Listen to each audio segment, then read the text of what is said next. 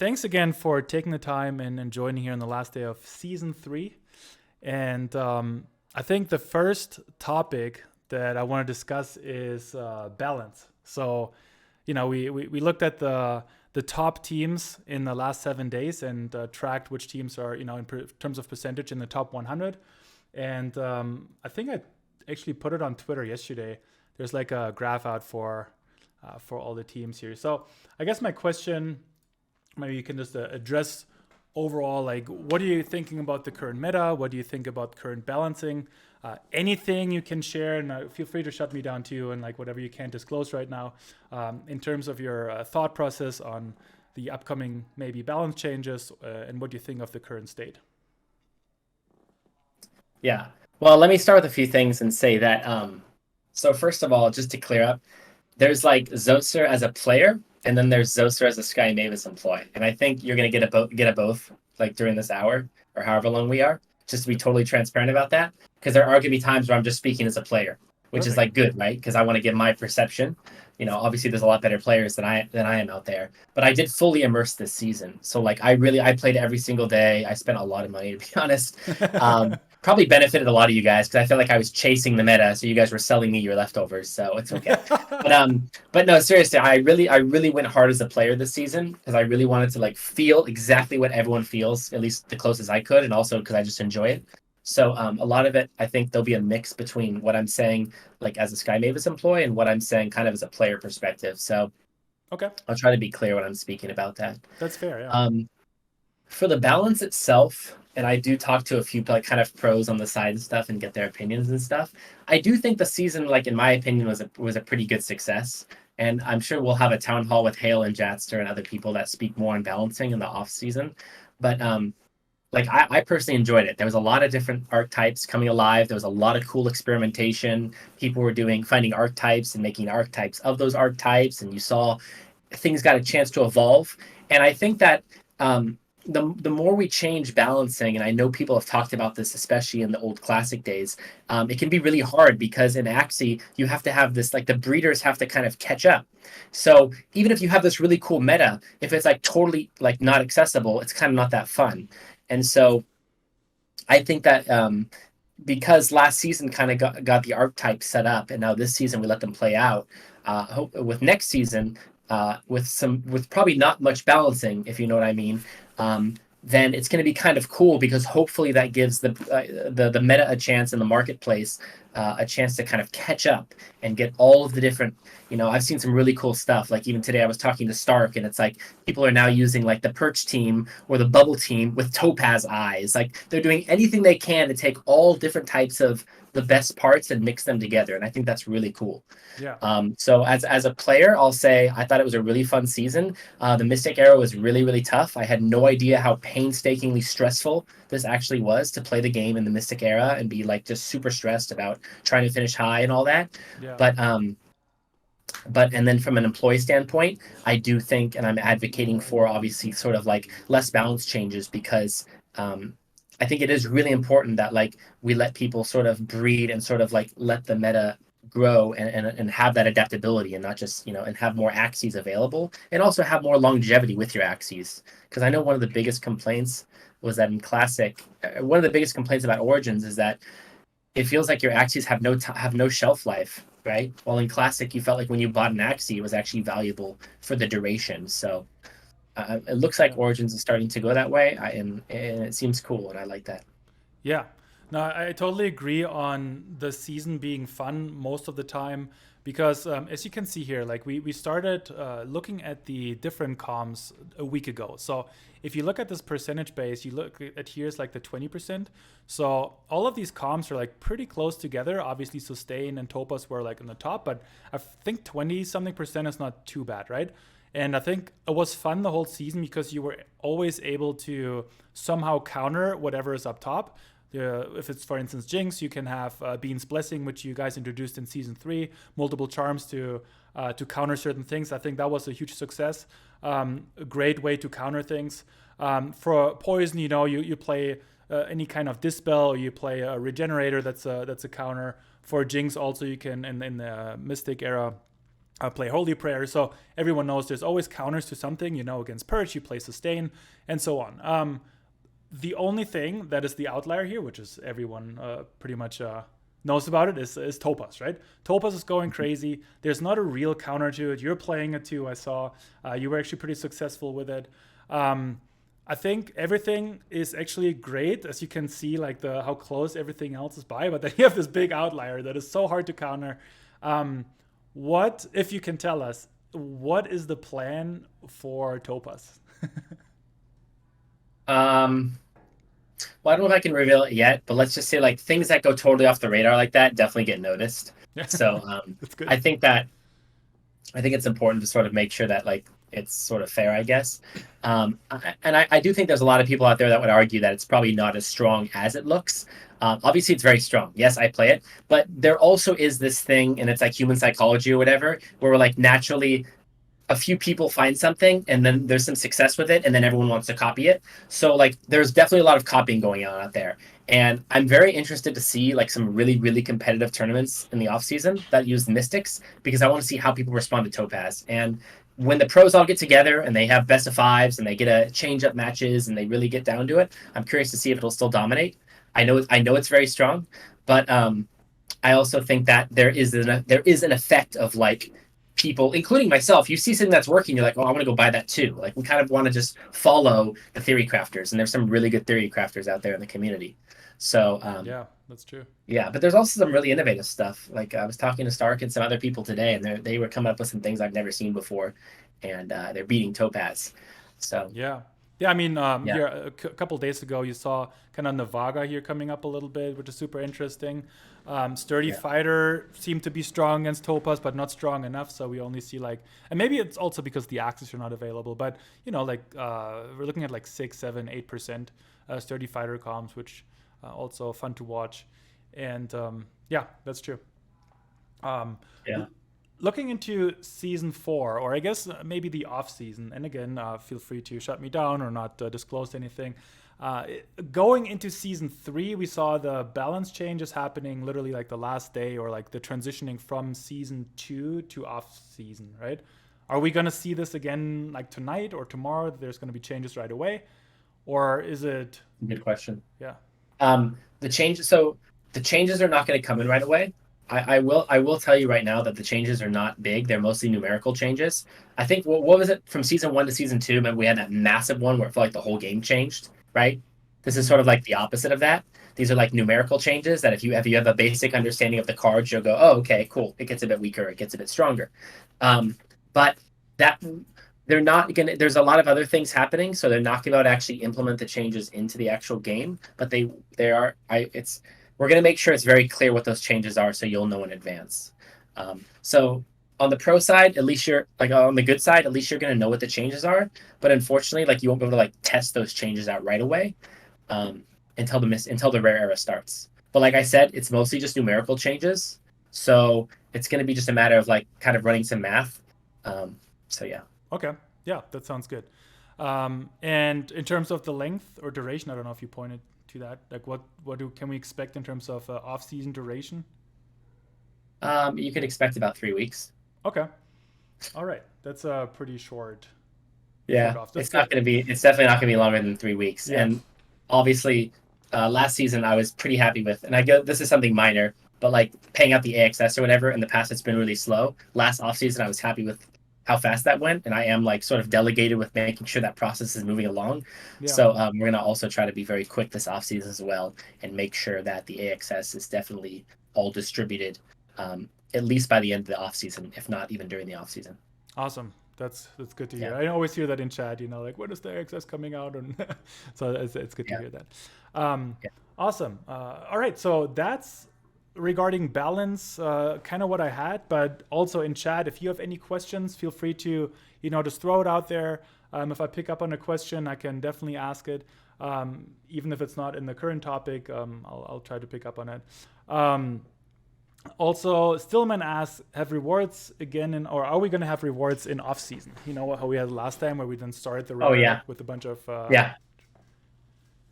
yeah, there is. Okay, answer is thumbs up.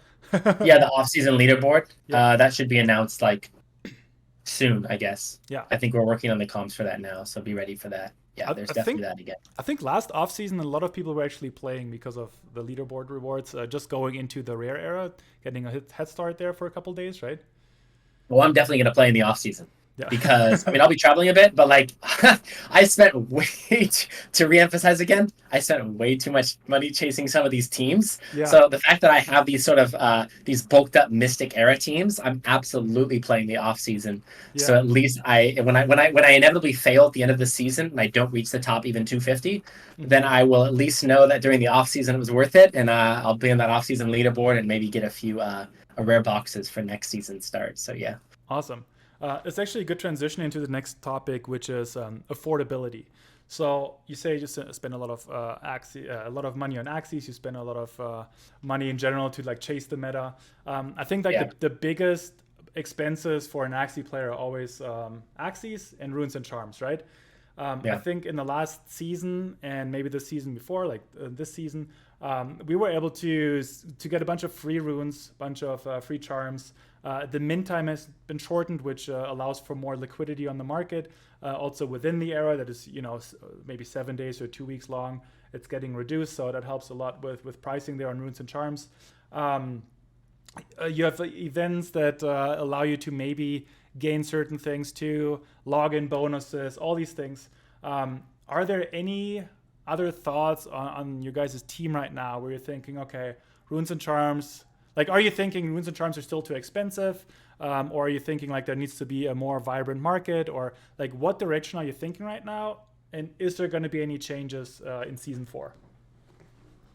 Yeah. There's a lot going on with that because ultimately what this game's missing, and this sort of ties into all that, and this should be obvious to like all the gamers out there, this game is missing the feel of progression for sure, 100%. both in season and across the course of multiple seasons. There's not that, you don't get that consistent like dopamine rush every day to log in. You don't have like the first time, like a first time win bonus, even like League of Legends and other games have. You don't have the daily weekly missions yet, although that's coming soon, so we'll talk more about that later or in the town hall. You don't have a lot of these things that are just important where you're like, you know what, I really want to hop on and play Origins right now for like 2 to 3 games, and I know it's going to be worth it, and I know it's going to make progress, and I'm going to feel good about that. That doesn't really exist. You pretty much just like either play a single game, you play 50 games, it doesn't really matter what you do or when you do it. It's all in your own pace, and that's not great for games.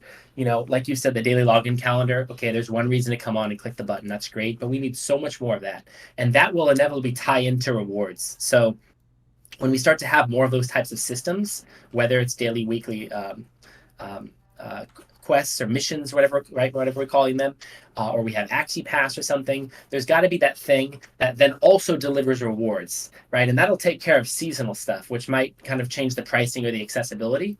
Then there's the whole discussion about what about outside of season? What about like as a player, how do I feel like playing this game for a year is more beneficial than someone who just played yesterday? Like where can I showcase that? Yeah. And that's where different things like I don't know the exact. I can't really give the exact specifics, but things like that are coming. Just know that where it's very important, and everybody realizes that you should have something to showcase, whether it has what kind of value that has or not. You need to have some sort of ability to show that like you've played multiple seasons. That matters somehow. Yeah. Your level, something's happening, right? 100%. Yeah, vertical Yeah, progression, super important. yeah, Trying to stay on the topic of affordability, I think whether you spend money or time, you kind of want to show off later. And I think you already, like with live ops, which is a whole nother topic I want to come to later. But like you already showed that, that you can gain something, you can show off just a little bit. And maybe it hasn't like gotten to this full extent yet that you're like so proud of it, but having, like, for me, I'm excited to have the shark border, and I'm excited to have an avatar, but it might not be like the level that it needs to be at all yet. But I feel like it's a good start, and we can probably go from there. So on runes and charms, I guess we'll just see what season 4 brings. In terms of Axie affordability, like how to reduce pay to win elements, like you guys, and that was a huge topic earlier today, you guys enabled Axie juggling, which I would love your opinion on. And also the potential points being a little bit more versatile, where you are able to use more mixed Axies, not pure breeds, I would say. which in theory you would think would make axes also a little bit cheaper because more axes are usable. Um, maybe I'll leave it at that. I have one more topic in terms of Mhm. axis affordability, but what are your thoughts? Yeah. I mean, the thing about affordability is like just the very first part of it, which is really obvious, is like because of the nature of like ownership in Web3, people are going to sort of make their own prices and try to price manipulate the market. And the moment something becomes good, someone might sweep the entire floor with that particular thing and then like resell it for double or triple, right? So that's always going to exist. But the first thing is, obviously, it's very hard to be like super innovative in this game. I mean, you have to have a special mind. You really got to understand the game on a very good level. And for those players, they're probably able to get axes very cheap because if you look at the sales history on some of these super meta axes, once in a while you'll see like a really low pickup, like ridiculously low, because nobody knew it was going to be such a good meta axe until someone found it. So kind of like be rich or be innovative. It's Yeah, like sometimes one way to look at it. And unfortunately, with me chasing the meta this season, I felt like I had to be rich, but that's okay. I feel like I'm in a good position for next season. yeah, So I think that I just want to get that out of the way. But the okay, thing is, I think with I mentioned this earlier, the accessibility and the affordability is definitely going to allow with allowing breeding to happen. So like the less changes you make, or especially the less nerfs, then people are able to feel confident in what they're breeding. And that's why I've always said from the beginning, and I really try to get the team on board with this principle, which is like try to buff instead of nerf. So that way, if there's a really good team, instead of immediately bringing it down, especially by a lot, try to raise the other teams up because that just feels better as a player and as a breeder. Because you're like, all right, cool, I'll keep breeding this. This is a fun archetype. I know it'll be viable.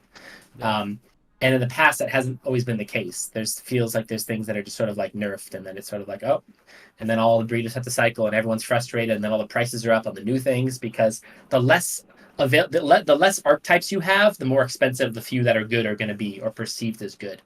So yeah, that's the other thing. Um, Affordability and accessibility in general. And I will say this is sort of like a big thing. Um, this is me speaking like unofficially. Like this is not a town hall. This isn't a legally binding interview. oh, But totally, like we're probably going to knock a week off the next season's Mystic Era. I think 2-2-2 makes the most sense. Having a 1 week rare, 2 week epic, 3 week Mystic. I think the 3 week Mystic's too long. We all feel that way. We've looked at some data as well, and actually, the players do start to fall off at the end of that final week of the Mystic era because it's really just the hardcore, stressful, high price grinding. mm-hmm. And so I think that it's looking like it's going to be a 2 week rare, 2 week epic, 2 week Mystic. Trying Okay, to diversify it, put more into the rare era as well. It should make it more fun, and I that love should that. make it a little more affordable and accessible. We still want to leave room for like sort of the fun Mystic era where it is a little more and it does pay out a little higher. But I think right now it's a little off. It's a little uneven. So that should be good. I, Yeah, I really look forward to that. I love that. Um, and then Axie juggling. It's a really tricky one because there was so many conversations about this. There was so much confusion. I really didn't like the way we handled it when there was juggling because it was sort of like this fear tactic, which was kind of working, but also kind of unfair because it was like, oh yeah, like don't do this because then like you'll be banned, but like they're like what is this, and we're like, oh, like this thing. It was like kind of unclear. And then with the new system coming in, which obviously got some pushback and might need a little work, of the whole play 5 games a day or decay thing, there was like this premise of like, all right, well, if players are gifting, which was the main problem at the time, because you could gift and still juggle, and the 24 hours downtime wouldn't kill you. So like I could literally take like let's say a 2 or 3 day break and let someone else just gift all my axes they play and then they gift them back. That was sort of the thinking of why juggling would help, or sorry, why the decay would help the juggling situation.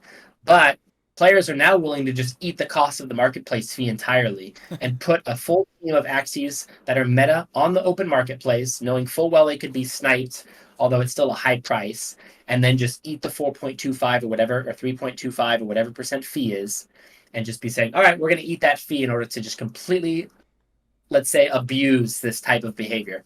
And it's frustrating. I think it's annoying as a player. It's demoralizing because it's like if you invest money into a team, it is sad. I know it's legal right now, but it is sad to just watch all these teams, like the number two player and all the same players using the same axes, and you're like, Yeah. dang. So I think I think some more conversations need to be had about this for the greater future. Obviously, nothing's happening for this season. We've made that very clear. So we're not going to like rug people on that. But I do think there needs to be some more conversations on that. I don't know what the solution looks like. I know that we do live in sort of a decentralized ownership world. And I am the most important thing to me as a consultant in this matter of juggling, because I'm not the decision maker, I'm just a consultant, is that like if you own an Axie and you want to sell that Axie, you should be able to sell it. And if you don't own an Axie and you buy an Axie, you should be able to buy an Axie and use it right then.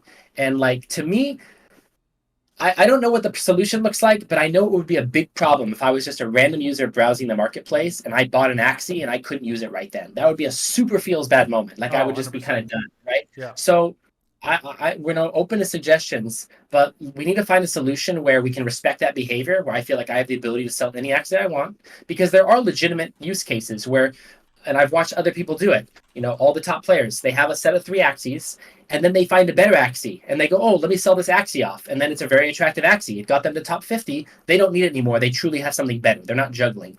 So then they sell that Axie.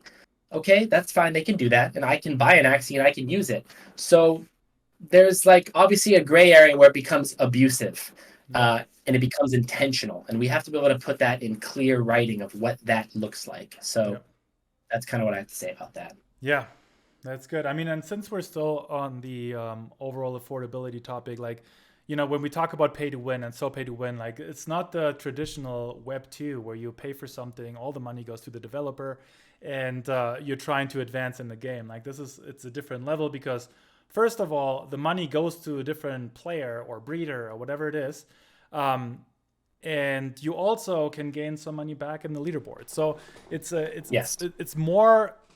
it's more similar to the real world where you're trying to, let's say you create a business or you're trying to make money with something. You got to invest something to then get it back. So like, I think I agree with a lot of people who are saying, this is so pay to win. You have to invest a lot of money and all of that. So I agree with that. But like overall, we are in a different world here than in the normal Web 2 pay to win world. So that's also something that needs to be considered. Yeah, actually, let's touch on this sort of what you just mentioned, what I call like the ROI based approach to thinking of purchasing and playing the game, right? Which is very, very real, as it kind of should be, unfortunately, or however you want to think of that.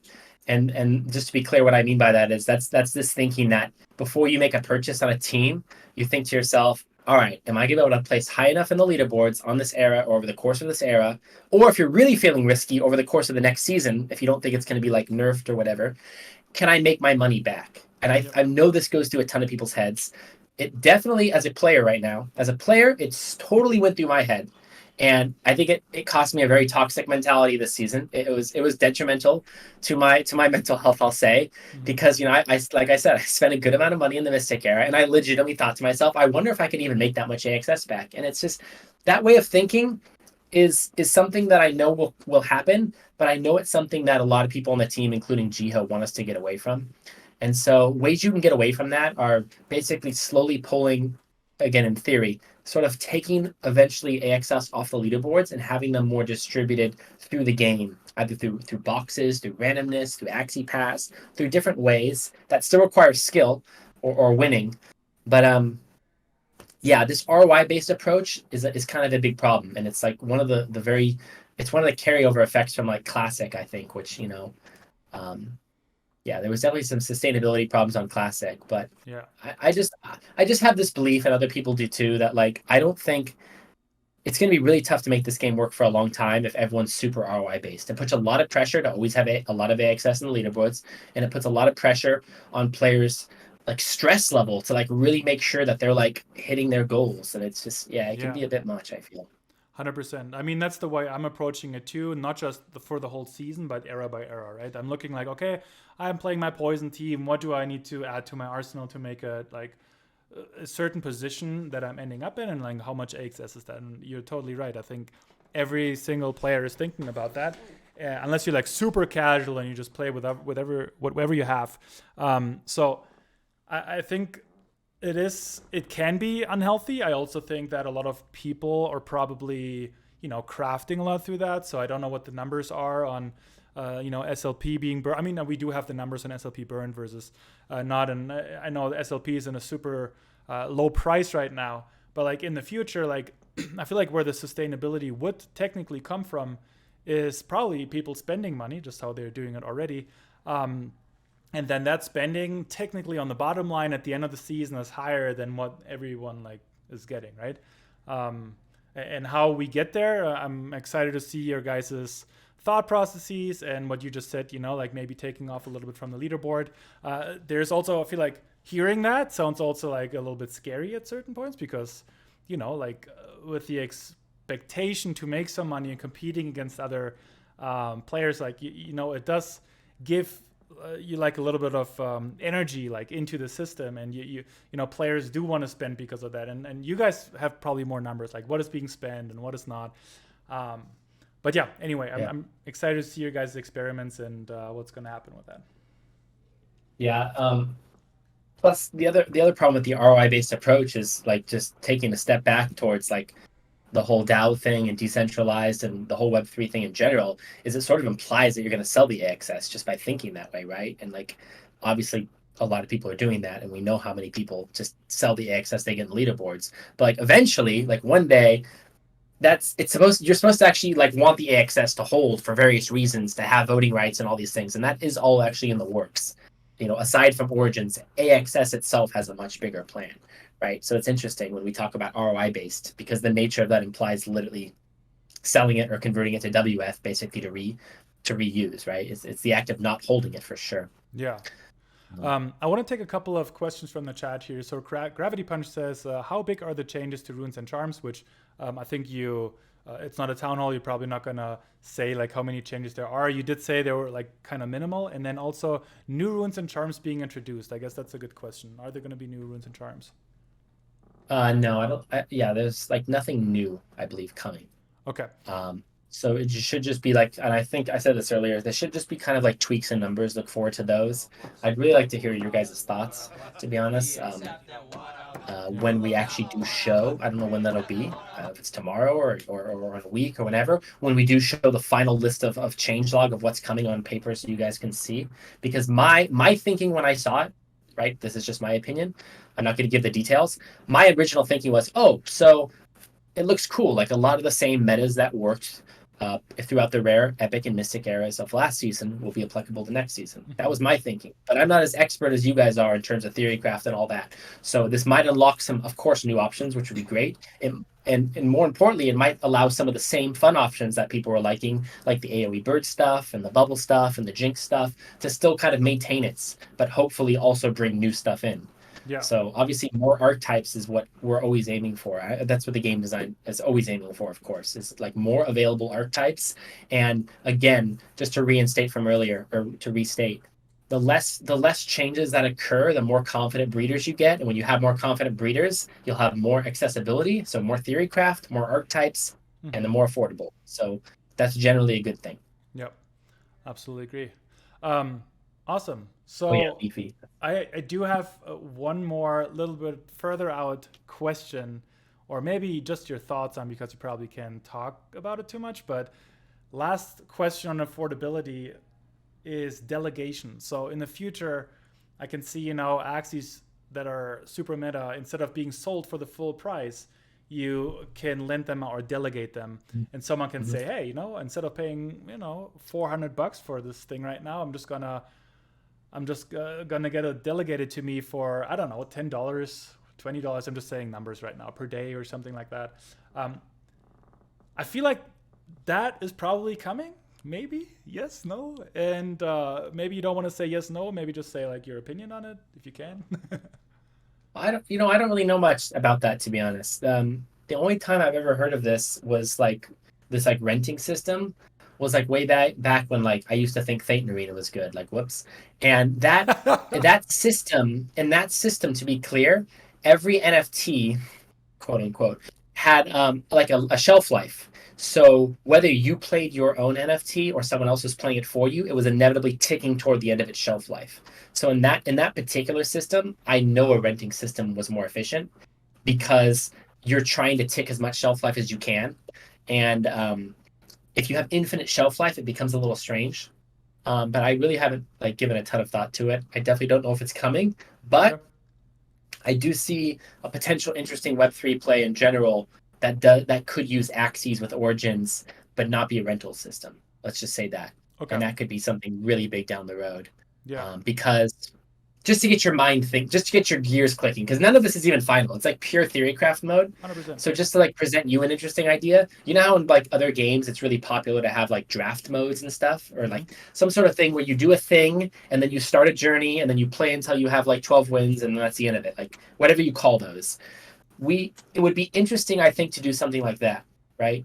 Yep. And then your mind could start ticking about how that works with drafting Axes and where those come from and who knows. But like really that could be super cool. Yeah. So yeah, just kind of throwing that as planting a seed there. Yeah, 100%. And I know, like on the land roadmap, at least at AxiCon, it was I think in 2024, maybe 2023 ish. That at some point there will be delegation for land. So I literally just tried to connect the dots there and was hoping maybe something like that would be good. Also to make it a little bit more accessible, a little bit easier to manage, because a lot of the community right now have been here for multiple years.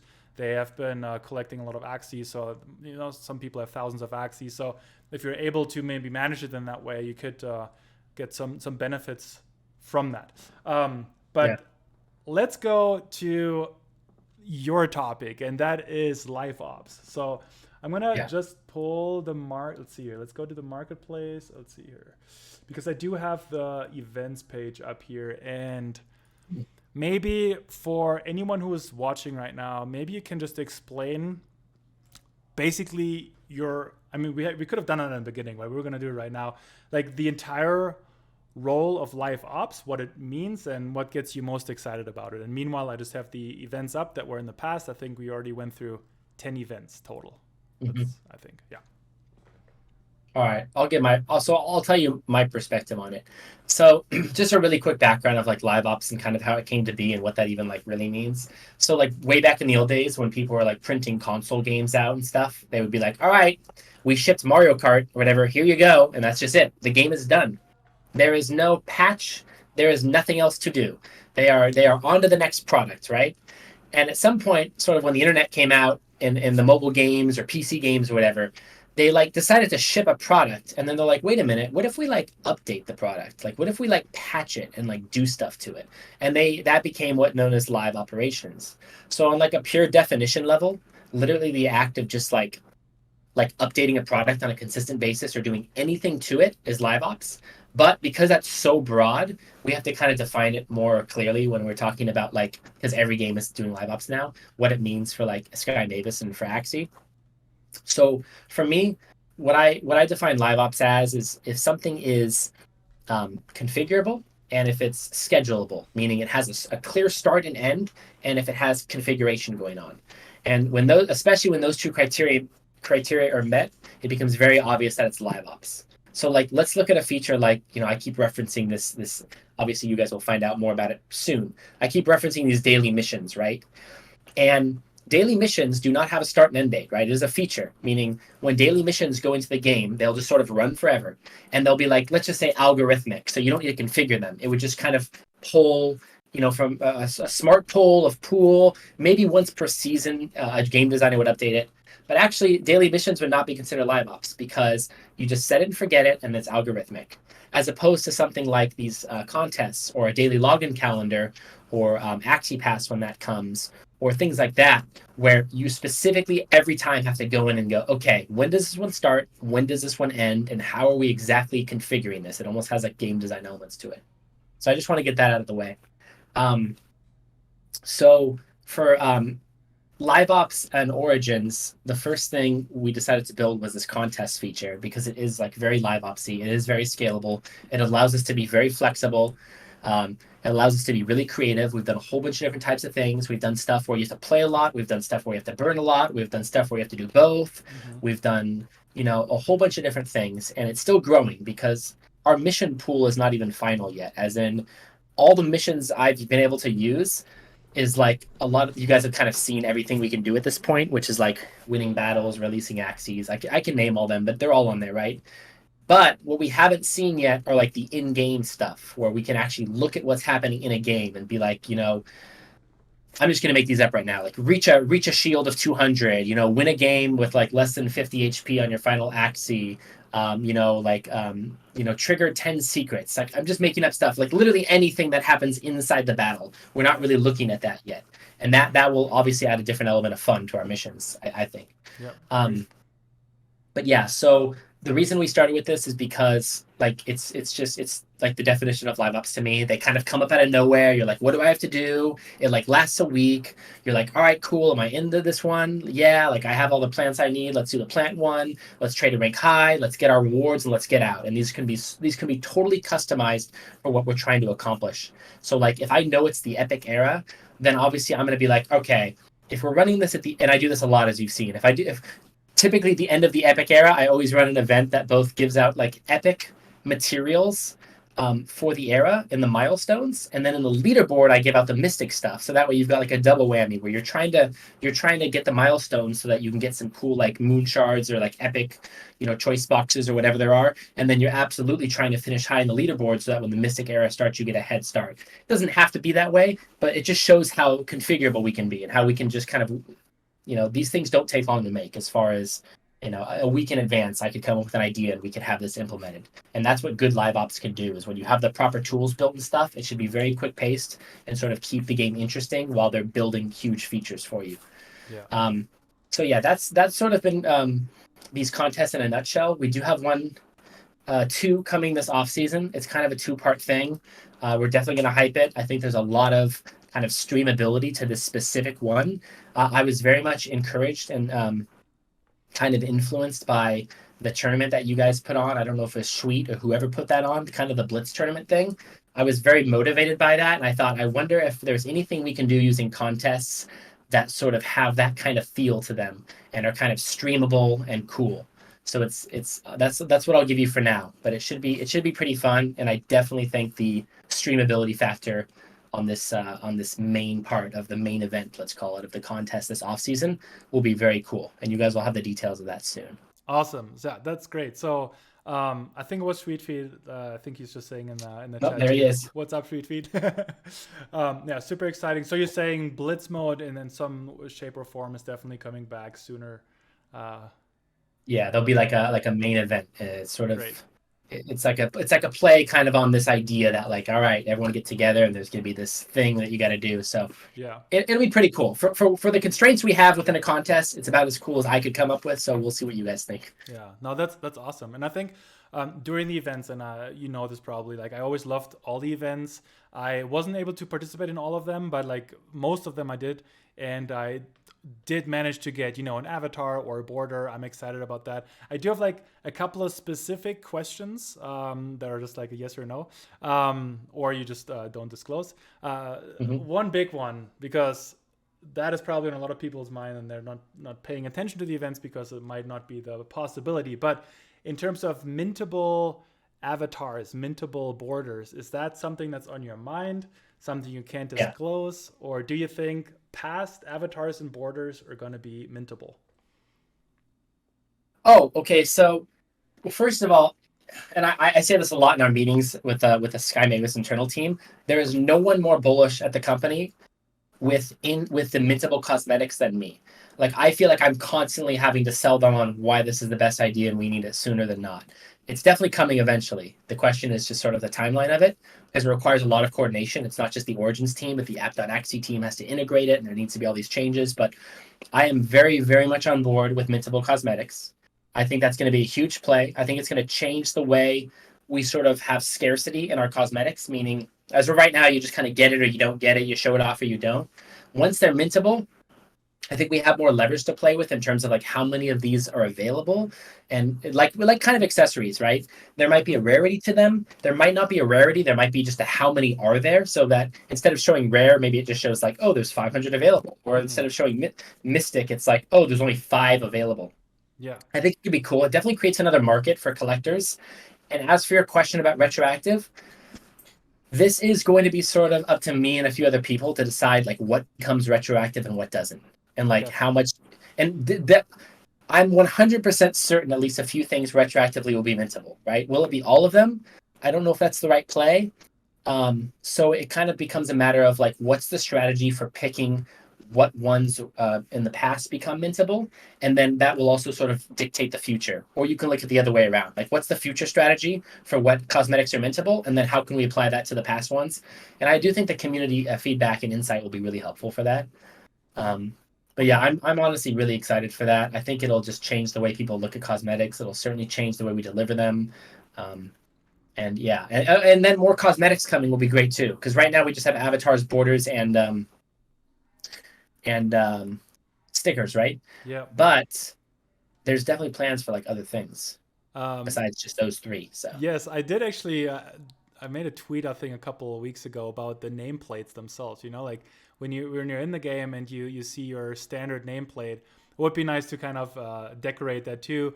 Maybe like your background, all like things that I would love to see, and I'm sure you guys have a lot of good plans. But yeah, that's actually definitely. was a question. So you already answered that. That's at some point coming. So that's awesome. Yeah. So now, while you have your screen open, something else just occurred to me, by the way, and this is sort of a big thing. Um, you know how right now, if you want to play a contest, you literally have to go to app.axe? Hmm. Well, no more. All future contests will have in-game event button. When you click it, it will have an in-game UI that looks Perfect. like a calendar, but like actually for missions or whatever. And it'll have all of your information there. It'll say everything you need to do. Yeah, I've seen it. It looks pretty good. I gave a lot of feedback. It took us a while. It has all the stickers and cosmetics that are available. It has a tab that shows missions and milestones, and it'll see exactly what you're doing and update in real time. You can claim your milestones from there and click the button, and you get them. You can view the leaderboard. So as an Origins player, you no longer have to navigate to app.axe at all, which should give it a lot more traction and a lot more people will see it Yeah. because you'll have these you should have these little yellow notifications when you have things to claim.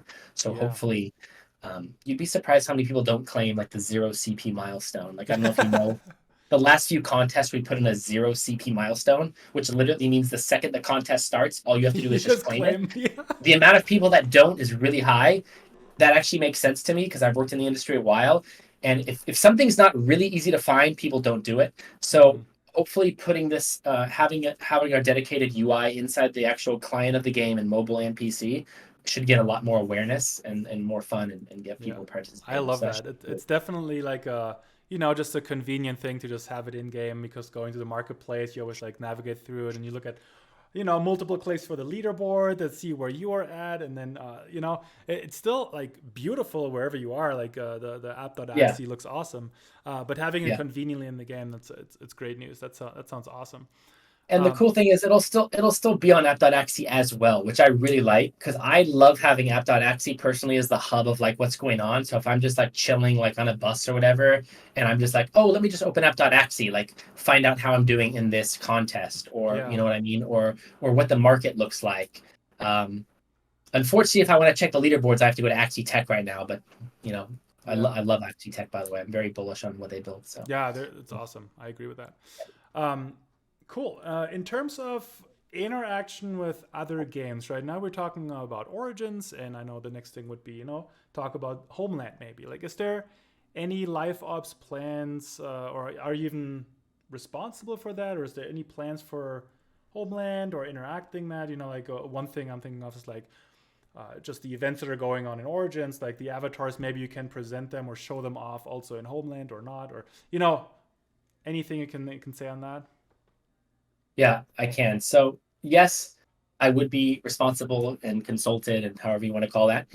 The thing is, um, how normal games operate, or studios, I should say, or whoever's building the game, is that live ops is almost always the very last thing to come, which makes sense if you think about it, because you have to basically come up with the what a game is, and then you have to basically build like the alpha, and then you have to build the beta, then you have to build all the necessary features, because games need a lot of like very just necessary features to be good, right? They need to have a whole bunch of things that take a lot of time to build, and as you saw, like imagine Homelands had launched without like the quests. I forget what they call it, missions or quests there. But imagine they had launched without that. Like that's like the whole part of the game is literally doing those missions, right? Like Yeah. there's a lot of other fun things, but that's so core. And there's a lot of other. What I'm trying to say is there's a lot of other core things that they need to build that is super important to them before they can focus on like, all right, how do we live operate this stuff? So you Hmm. basically have to build yourself a whole bunch of like good like ingredients to use, let's call them, before you figure out like, all right, let's start like figuring out different things we can cook with them. So this is very normal in games. So there's kind of two reasons that we're not like live operating yet on Homelands and also Axie Core, to be honest, because that's Axie Core is like another kind of, you know, kind of almost game. It's like its own thing. Is because there's just so much to build on them still. They're still so new, and they want to like build and do things the right way and have a really really solid foundation before they start doing live ops. Yeah. So I've talked about those teams. I'm really excited for the possibilities that'll come. Both of those teams are building super cool stuff. And once that's sort of all established and they have a baseline and it's a well-oiled machine, then you go, all right, cool. How can we really take this to the next level? And for Axie Core, we've already seen like some breeding events or some releasing events, and those Mhm. take a lot of time to put together. Yeah. And they have some really big plans. Plus, they want to make like the breeding system better and like just change the way it works and do all sorts of stuff, right? So like they need to do that first before it's time to live operate. So That makes sense. um, so yeah, it will come. And then the second part to that of why this is still a good idea is because Origins just like we're trying to just be all in on it right now in terms of like I want all my attention focused there. It's no surprise. Like I'm not going to sit here and hide it and be like, oh yeah, it's like the best game ever. Like, right? We're very much trying to make sure we kind of help find its identity and make it as fun as possible and really ramp this thing up. And sort of the opposite of what I just said, try to help use live ops to really help boost the game and grow. And that's why we're always changing the seasons and mixing them up. And we came up with the era system, and we've got contests and all these other things coming. So, yeah, Origins, like, Full you know, focus. yeah, full focus. Yeah, Yeah. for good reasons. Because Homeland's and core building, it makes the most sense. Focus. And then I guess a third part of that, which is like way, way deep, like if we take a huge step back, would be like the idea of like, what about like Sky Mavis owns the Ronin network, right? It's like, what about Ronin? How do games that build on their live operate? Like, is there a play where I'm a consultant for them, or where we build a live ops tool and like partners are able to use it? So like all sorts of possibilities way down the road in terms of like Ronin stuff as well. So just yeah. Yeah, no, that's exciting. That would have been my next question in terms of other outside of Axie IP games. But yeah, that's exciting that you're already thinking that way. We have actually Gravity Punch here. A couple of questions. First, he asked, breeding in game is viable. Plans for that? I think that was along the line of having the in event, like the screen for the events inside the game. I'm not sure if it makes sense, but he did ask if it's going to Yeah, be an breeding option. I don't know. Rating is a tricky one because I don't know how Ax. It's going to come down to sort of like Axie Core and where how that integration looks in general, and if Axie Core is specific to app.axie, or if it's like or the things you do is specific to being on app.axie, I should say, or like if you should be breeding and doing other stuff. I don't know. I don't think I'm suited to answer that question right now Yeah. because there's just a lot of technology stuff behind it, and yeah. And then I think a really good question that a lot of people are, well, maybe not in Origins, but in general, is there any plans for like a social aspect? And I'm sure Gravity Punch is asking for Origins, but like I think that's something that's missing. Is there any social aspects coming? Chatting, guild systems, anything like that? I'm always kind of bearish on the chatting thing, to be honest. It just opens up a whole can of weird legal worm stuff.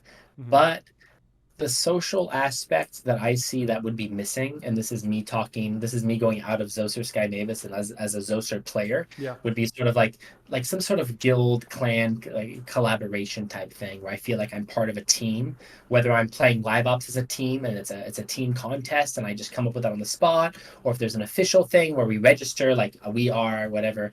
Sorry, the first one that came to mind is like meditate. I don't know. So like like you are meditate in game and it means something to have that or to sponsor that. I don't know. Yeah. So to me, that's the biggest social play. I don't know if it's necessarily on the radar yet, but like I feel like that is the one thing that would be missing is the ability to take sort of these guilds and these collaborations people have and not just have them display on their name, but really feel that powerfully in game somehow. Yeah. All right, that's good. The last question on live ops, and you explained it earlier when you were just describing live ops and what it is like keeping players engaged, like coming back to the game, being excited, hitting that dopamine. And I think one aspect is besides the PvP side, I think it's exciting to some people to play adventure mode. In the adventure mode, there's definitely a lot of work to be done on. I know it's probably not the highest focus, but we have chapter 1 now. We had it for I think a year, I think, and I think we're in like a pretty good place on the game in terms of balance. And I know like Topaz happened this season, some people might not think that way, but I do believe that we're in a pretty like pretty good state right now to have minimal changes going into the future and focus on other things. Is adventure mode, the next storyline, the next chapter, is that kind of something that's coming up, something you can talk about, or what do you think? So we mentioned earlier a little bit about Origin's identity. And the thing is, working once you work in games, whether it's even for a month or 10 years, you very quickly realize that like the amount of things on the wish list will always exceed in a multiple of like 5 or 10 the amount of things that you can just physically do. Yeah. And that's just sort of like if my and that's why sometimes the best job in gaming is to like be the idea guy. And I feel like I'm so lucky that sometimes I get to be the idea guy because you just get to throw out this idea and come up with it and write a little 1 page spec, and then all the people have to go out and build it. And it's the amount of ideas you can come up with are like just so long, and it's so much pain and work and effort and prioritization into building them. Mm-hmm. So I'm going to kind of throw this question back at you and kind of say, do you see, and I'm genuinely asking you or the chat, do you guys see Origins if you had limited resources or even tons of resources and you just needed to go all in on something? Do you see it more as a PvE game or as a PvP game? Because that's sort of the identity thing right now. So if we see it as a PvE, if you see it as a PvE game, then you're like, all right, then this is it. Like, then, hey, we're good on features for PvP and we're chilling. Let's go all in on this, and people are going to love it, and it's going to bring in an audience, and it's going to make a lot of money, and that's the identity, or the other. Yeah. So yeah. I think it's pretty clear in chat. We have a few PvPs too. It's pretty clear that it's a PvP. I mean, everyone is here to compete. When I like, if I play adventure mode on stream, nobody's gonna watch. So like, it's definitely PvP. Yeah. Highest priority. It was more about like the progression, maybe also on the vertical progression in general, which doesn't mean the vertical progression in PvE. It's obviously like you know, somehow advance your axes or something you can show off, like you said earlier too. Just thought I would throw it in there. Would definitely not, like, if I was in charge, I would definitely not have that on the highest priority. But I thought it would be interesting to just ask. I will say this: if there's ever a time or a place where we do mix it up, I know a lot about PvE games. I worked on Looney Tunes for 2 years on the mobile game. There was basically no PvP in that game. Everything was PvE. Every single week, I had a live operate an entire event that had like anywhere from 60 to 120 PvE battles, and I got really good at it, and I found a lot of creative ways to make it fun. And I'm not going to rule out PvE entirely as a game genre. I'm not talking about Origins right now. In general, I know how PvE can be fun. I know what makes it challenging and exciting and have milestones and have goals and stuff. I get all that, but like for me, Origins is like definitely like a PvP focused game. 100%. You know, and that needs to be like golden first. Yep. Awesome. Yeah. I guess on that note too, Katsudan Infinity says, when is the release of the new starter axes? Is there something? Who's he talking to over there? Who are you talking to over there? Something starter axes is like, that's all I know. Like something, definitely go to the town halls coming up because, or wait for the new season. Because I don't know all the details, but like, there's something going on with starter something. I'm gonna tell you that right now. So be excited for that. I don't know exactly what that means, but like you're onto something. So yeah, get ready. Also, can we talk a little bit about the starter actually balance thing? Because like there's a weird thing going on right now where like, and I love to see when the community is like passionate about new players, because we absolutely should be. So we're like, we need them at 400 HP, and then when they're at 400 HP, they're too strong. But then like we need them at 320, and then we found that weird snake jar thing, which was a mess. Oh my god! So like maybe we need the 350. So like, let's just say that we have very talented people in the right spot that are focusing on this, and in general, the new player experience is like absolutely being worked on right now. It's definitely changing. With that comes some starter axis stuff, I'll say, because we definitely want to get new players into the game, winning some battles against bots. You know, like a very normal system, nothing crazy. Yeah. Like the last thing you should be doing if you're a new player is playing like 1437 your very first game. And I have a screenshot of someone doing that, and I was like, nope, that's a fail. That can't be happening. Yeah. So that system is in works, and it's going to be good to help figure out when the new players eventually get handed off into the PvP realm, how that looks, what they have at their disposal, stuff like that. Exciting. That's good. And not just these starter axes, also like additional starter axes I'm excited about. There's this one poison starter axe. I think it's Vinoki or something like that. Really cool. Yeah. Looks pretty awesome. And I know there's a bunch of other ones. There's this bug there. There's another aqua, or like a, I think it's a dawn maybe. The Yeah. first time the first time I ever saw the new starter axes, because they're all on the test, what some test server I have access to, they're all there, just the full art, everything clickable. I know you guys have seen a lot of them, if not all of them. And this was the first time I ever saw them was back in like season alpha or maybe season zero, I forget. But do you remember like back when the meta was like really, really like especially stale? And it was like there was just really it was very basic. Back when Bloodlust was like the most OP thing ever, right? Yeah, of course. Yeah. Remember how the game was just different, the archetypes? And I remember at that moment looking at all the starter axes and going like, holy shit, if we just unleashed all these things, the game would be like instantly amazing because there is so much to work with there. They had all these Yeah. power cards and all these archetypes, and I was like, dude, where are these? So yeah, I think the game's gotten to a much better place since then, but like just looking at what they already have as cool archetypes and enhancing existing archetypes and the starters. And I Mhm. think even people have tweeted out like, "Oh, look at the starter actually like need him in the game ASAP," and I'm like, "You're not wrong, dude." So yeah, Yeah. No, that's awesome. I don't know how much time do you have a few more minutes or how is it yeah, going? yeah. Yeah. Okay. Awesome. Let me just jump into the topic of Philip Law's departure, and I think that just happened about a week ago when it was announced on Twitter. And I don't want to even talk too much about the exact departure or why or how it happened, which you can probably not disclose anyway. But I want to focus more on the current team and what the morale is on the team, how you guys are doing, and yeah, just generally get like a sense of the vibe over there. So yeah, I mean, like I've been in gaming 10 years, and it's like people leave all the time. There's all sorts of crazy shit happens all the time. I don't know if it's like I don't know if it's how the tech world works, if it's how real life works, whatever. But like it's just it doesn't even faze me anymore when people leave because everyone's just sort of doing whatever they need to do and just navigate their own world, their own scene, however that works. So I'll just say that. And I loved working with Phil. He was my boss. He was great. I learned so much from him, and like he'll always be a good friend of mine. I'm gonna get all emotional. No, and Yeah. in Barcelona and Vietnam, when I saw him, I just felt so lucky that like I would go to dinner with him and like a couple other colleagues and just be like, wow, I can't believe like I feel like I'm just eating dinner with my friends right now, and this is my boss. Like, how lucky am I? I have the best job in the world. So he will be very much missed. Yeah. Um, so let's talk a little bit about the morale on and the general vibe on the Axie Origins team. So as you know, the team is heavily in Vietnam. Like Sky Mavis, it's a Vietnamese company, right? Like that's where the headquarters is. I go out there all the time, and I love it out there. By the way, they have an amazing energy. Um, there's not a ton of communication I've seen, obviously, between like the Vietnamese team and like the player base we have, but they read everything you guys say and they totally just vibe off the energy. And when things are going well and when people are giving praise or whatever, it absolutely gets seen by them. Now I think we need to do a better job kind of presenting some of those people. A lot of them are like self-admittedly shy. I don't know if it's a culture thing, but there's a lot of shyness in the culture.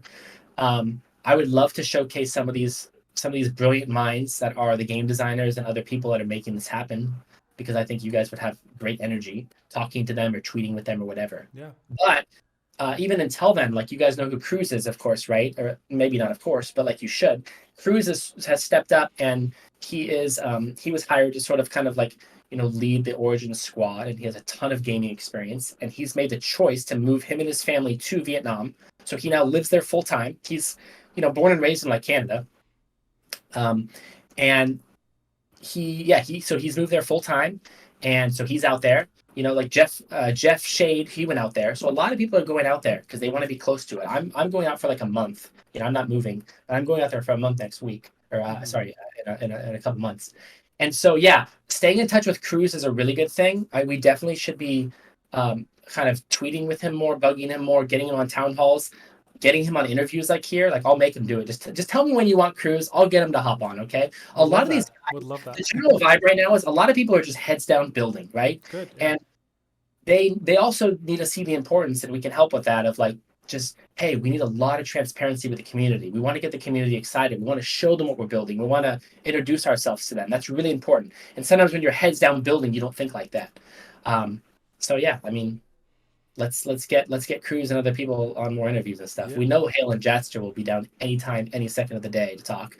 Right? We know that. We got to get other people too. So yeah. Yeah, definitely. No, thanks for sharing that. And it sounds like Cruz is like, which would have been my next question, is like, who is the next, who's the vision leader, who's the owner of the game, and like, who is like, like the decision maker and making sure that we're going in the right direction. And it Yeah, seems definitely like Cruz Cruz. is stepping into that role. Yeah, so we'll get him on. We'll get him on more interviews. He's been traveling a lot, and then he's finally he's like settled in Vietnam now. He lives there. He's full time with the team, Yeah. and you know who, you know what might surprise you guys, and who another big vision holder is of Origins, and who's very smart with game design Origins is the CEO Trump. Trung, I heard that. Yeah, Yeah, very much so. So that's he's yeah. amazing. So he's actually my boss right now, and he is so in touch with like Origins and what's going on, the game design, and he very much cares about this product a lot. I'll tell you that. That is awesome. That is so good to Yeah, hear. And it seems yeah, like things are aligning well. And yeah, thanks for sharing that. And just one thing that I want to say is when, I worked in corporate before, I worked on a team, where my team was like completely on the other side of the country. And, not being physically there makes a big difference. Like it makes a huge difference. Not being able to connect on a, like it might be just a happy hour. It might be just a lunch. It might be just going on a break for coffee where you like connect more on just like this meeting level, sitting yeah, in a Zoom meeting or whatever it is. It matters so much, and it helps so much to connect with the people you work with. It just gives you a more realness in that world. yeah.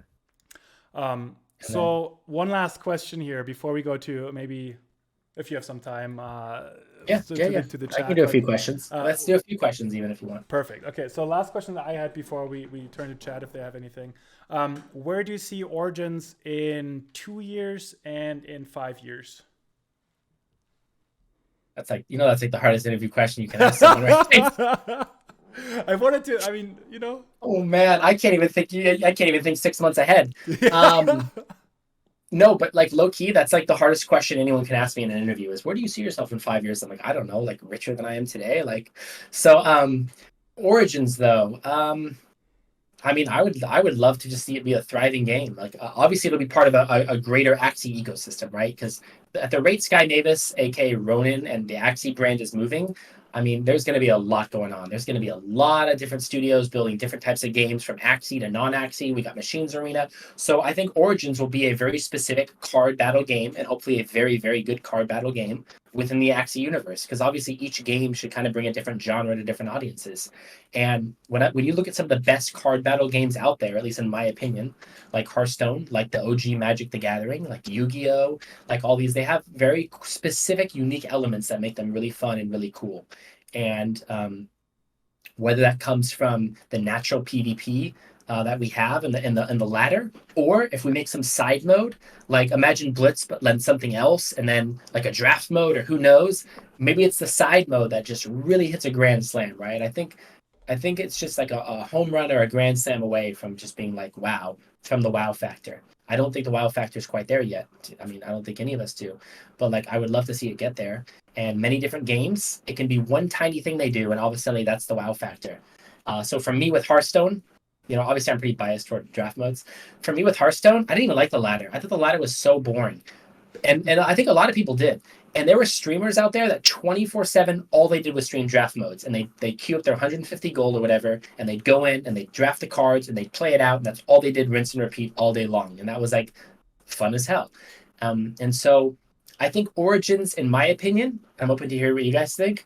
Origins' core identity is a card battle game. Like what makes Origins is the fact that there are cards attached to the body parts, and those cards are played with an energy cost and with an ability. And as long as that stays true, then you know whether ladder takes off or other game modes, I think that kind of that's where I'd like to see the future is like Yeah. a best card battler game, in Web3.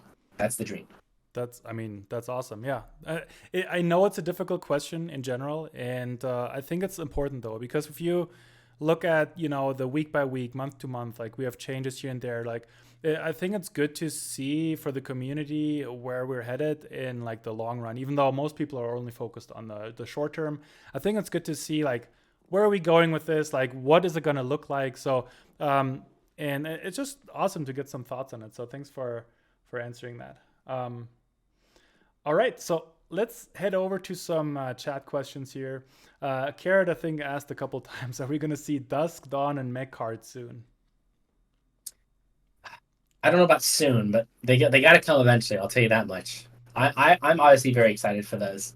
I think it definitely opens up another can of worms because the moment, in kind of a good way, the moment you introduce even one new class, everything changes because then all the balance among all the others changes. And I think the focus is still on making sure like the core is very solid before introducing a new class. That's kind of what I'm guessing. Plus the level of effort to release a new class is just like, hey, Origins is ready for Dawn. Let's do it. It's sort of like, hey guys, we need all the Dawn parts from art. So Masamune's got to go out and make all these Dawn. Like, what does that mean for all the cards? Yeah. How do they where does the breeding come from? Like, what's the strategy of release? Is it going to be like mintable? Is it going to be like you just randomly breed these like Dawn cards? Is it like a formula? Is it a material? So there's a lot that goes into it. Yeah. And I think that just keeps getting pushed back because the main pressure from it is coming from Origins right now, and Origins has other stuff. So I honestly don't know about soon, but like, yeah, it'll be very crazy when they officially come. I would guess. Exciting. That's awesome. Yeah, it's definitely like, excited about new content, but then it could introduce new problems and like then people complain about, things not being balanced or some other things. But I think it's always worth to take a risk like that. But yeah, no, that's exciting to Yeah. hear. Yeah. Also, Gravity Punch asked, when is the next town hall? I think we'll do one, maybe even two again this off season. So I like the format we've been doing where we do two, and one is sort of like the let's get in the weeds of like game design and really just do the sweaty like all the balancing, all the numbers, where we're coming from, and whether that's Hale and Jadster and others, or if we invite a game designer or from Vietnam if they want to join or whatever that looks like. I like that as one. And then I also like the other one, which is sort of me and Cruz and a few others, which is like, let's talk about the upcoming season, what changes are happening, how the AXS leaderboard looks, the rationale behind the different era lengths, or what all the stuff we're doing.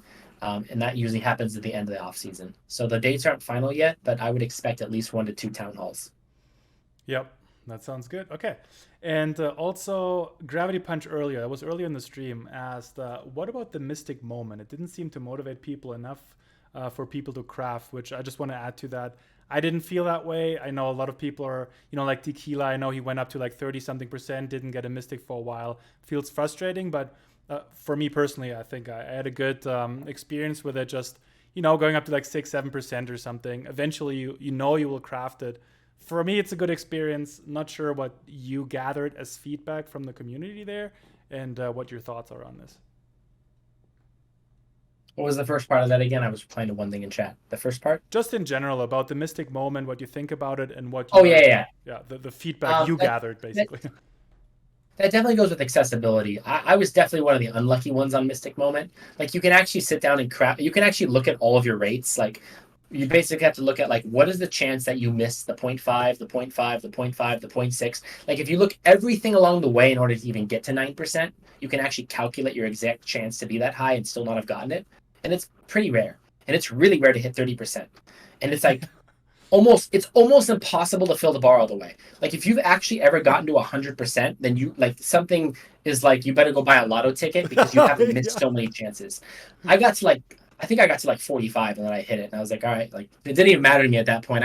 I knew it was coming in the next three. At that point, I was actually playing this mini game of like, can I time the ancient moonstone when I'm gonna get it so I get a rune and not a charm because I really wanted a rune.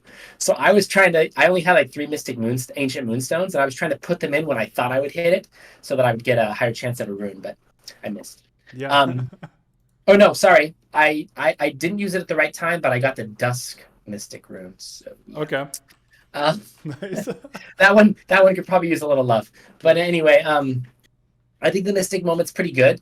The one thing that's missing is actually the green bar I keep talking about, which is not even there. And there will be sort of a green bar that fills up so you can at least see how close you are. I know the rates are changing, and the rates changing is obviously very good and kind of helps you make a like educated guess as to how close you are. Yeah, Yeah. that's definitely pretty high. Like he obviously Right got there, like that's two or three. Tequila's. I would assume, because I think even if he did one more pull, he would have gone up to like what, like 41 or 2. Like it goes up fast at that point. Goes crazy. Um, I think it's obviously better than having nothing, and it's much better than last season's. Last season was like a huge miss because you needed like 150, and you didn't see your percentages. So this is the best it's ever been. 100%. But I'm still going to point back to the progression systems, because I think with the progression systems missing, it's still too like kind of beat your head against the wall to earn moon shards. This is me talking as a player again, where I feel like farming moon shards is sort of like I'm really just trying to grind rank and I'm getting moon shards along the way. Very rarely do I log into the game to be like, all right, I'm going to grind some moon shards today. It's mostly like I'm going to try to rank up, and if I lose, it's going to feel really bad, and if I win, it's going to feel really good. And oh yeah, you get moon shards if you win. I think that can change when we start to have more features where you're like making progress. And contests have a little bit of that. Well, actually, contests have a lot of that, but more features where it's like, hey, win or lose or draw or whatever you're doing, you're making progress. You're getting some moon shards. You're raising your crafting level. You actually feel like you're getting towards a mystic. And just to reiterate, playing every single day this season was very much like I felt the grind. I really felt the grind of this game, and how the core features that we're building and that are coming are going to be very much needed and exciting. Yeah, that's awesome. I'm excited for that, and I mean, you're like the person to talk to when it comes to like keeping the game excited and all of that. So that's good. Let's see. We have one more question that we might have missed here. Katsudan says, I guess he was asking about parts upgrades. Oh, that's a big question.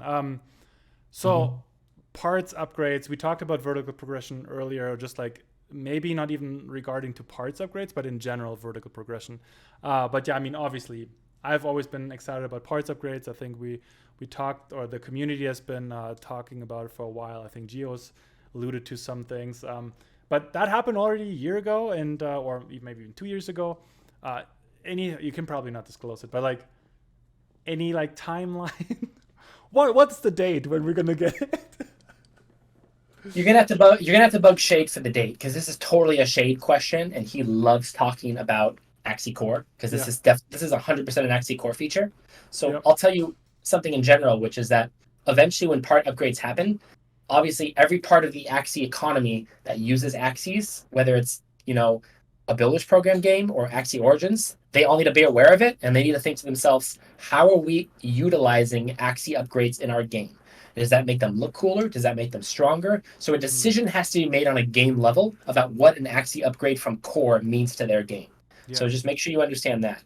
And then the question becomes, okay, when it does happen and Axie Core is pulling the trigger, and this inevitably will involve obviously like some sort of burning or whatever Shade has in his creative wheelhouse of like burning or recipes or materials, right?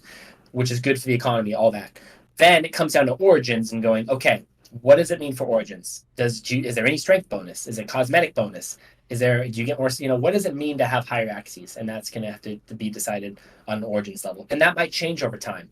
So what it might start out as like, it's cosmetic only. And then one day it's like, oh no, it increases your HP or something. Yeah. I really can't speak on it because I don't know. I just know that like, I think it's kind of, coming around.